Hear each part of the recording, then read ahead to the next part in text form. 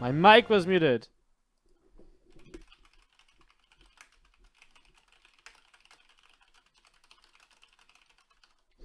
Well, I'm going to be completely honest with you guys. I didn't really say anything. I did say thank you once again to Roy Danton for the sub.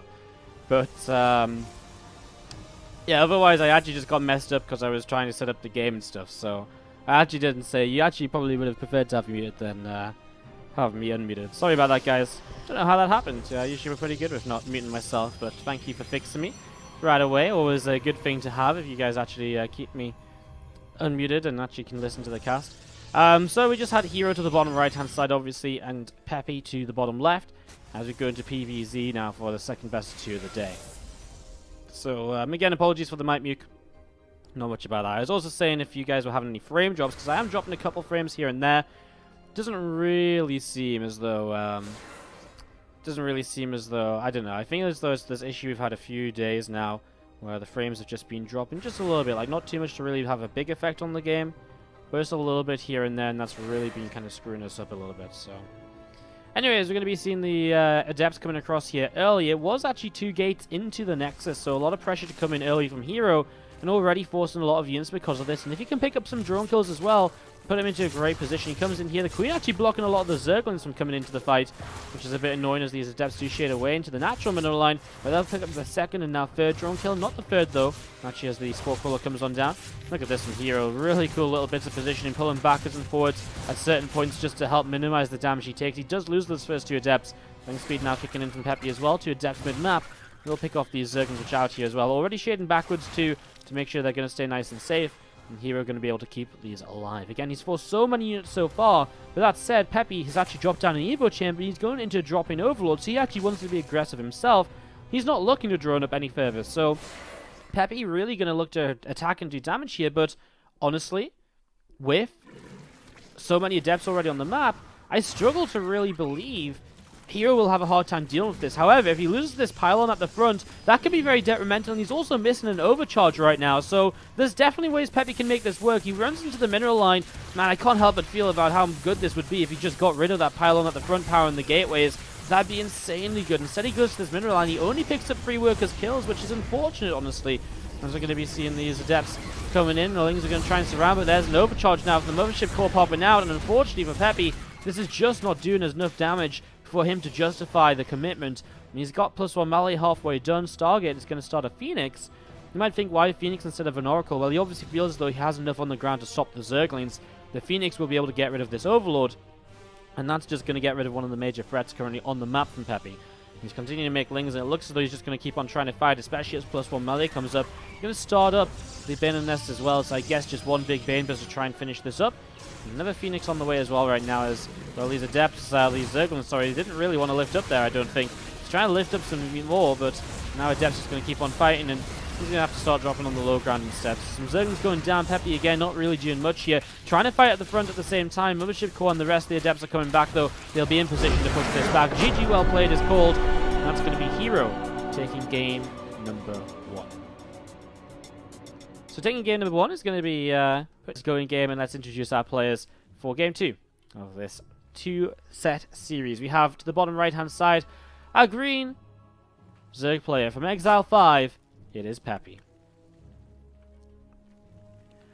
And to the top left is going to be the blue Protoss player. It is, again, formerly of CJ Enters. That's something you didn't hear me say last time. It is herO.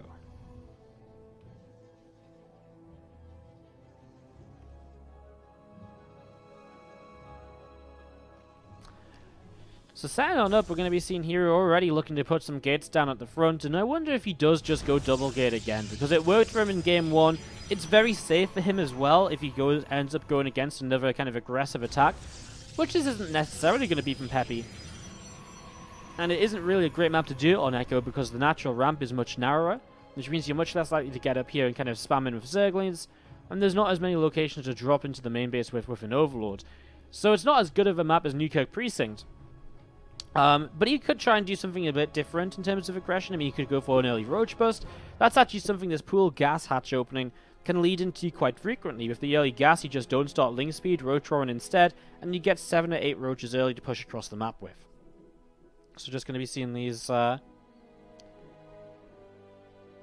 this Overlord coming across the map, and we'll see how this game will begin to set up from Peppy. And from herO as well. He does just go Gate Nexus. So he's going to play fairly standard, and Cybernex cause a follow-up as well. As we're just going to be seeing the...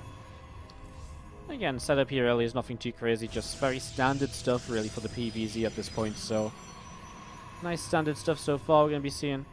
Again, probes just moving around, mining. Really, I mean, really nothing to say. Just straight up standard gameplay in the PvZ. I've always struggled to cast PvZ. It's always been this matchup which I look at, I'm just like, well, nothing is happening just yet. And I don't know, I feel as though it is one of those matchups where you see a lot of macro-based openings for the same stuff happening again and again.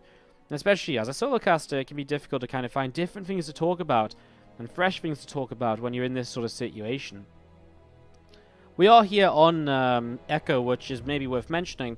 This was herO's map pick, and you can understand why. Very easy to take 3 bases. 4th base you can take while pushing forwards, and that's exactly what you want to be looking to do against a Zerg player as the Protoss. Taking your 3 bases easily is obviously one of the main things. You can knock down the rocks, and there's only really one attack pathway in until those rocks get taken down once again.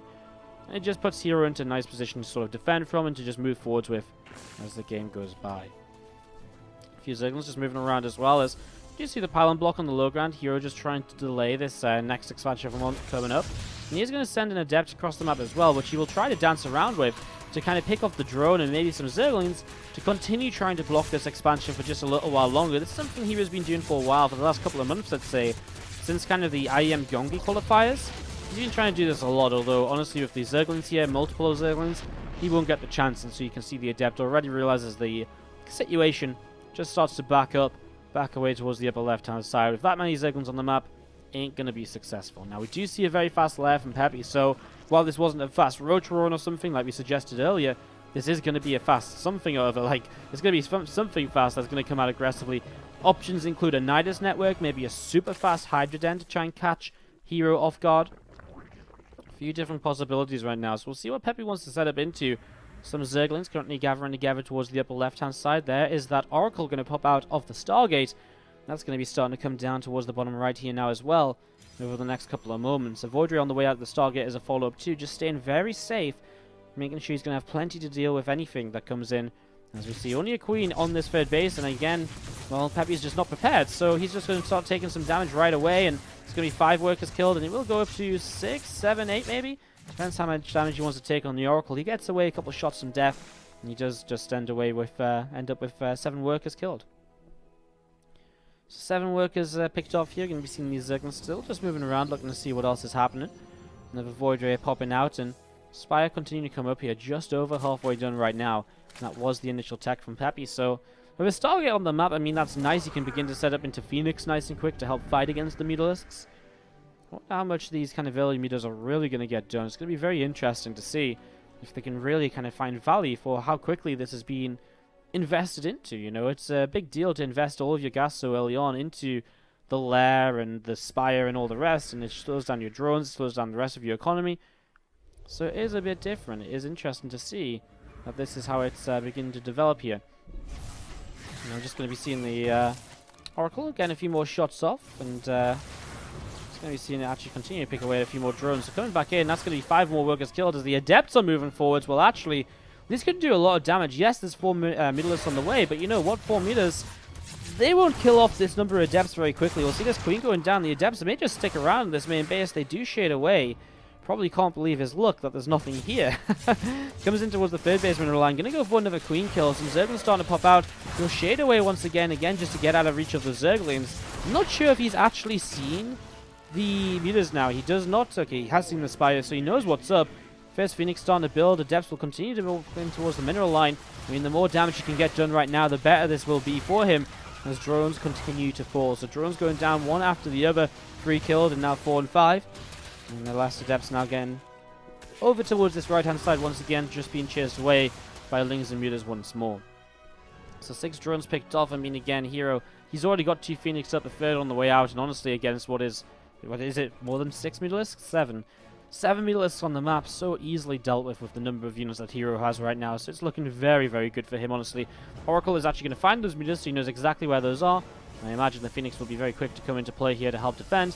Overcharge will maybe help initially as well. And lots of energy on the mothership core. Double overcharge popped as the Phoenix are very aggressive moving forwards into this. Actually loses one of them very early. And he's maybe going to try and target down that lower health Middleisk. Doesn't quite find it. He can afford to trade like this though. I think he realizes, hey, I'm in a pretty good economic position.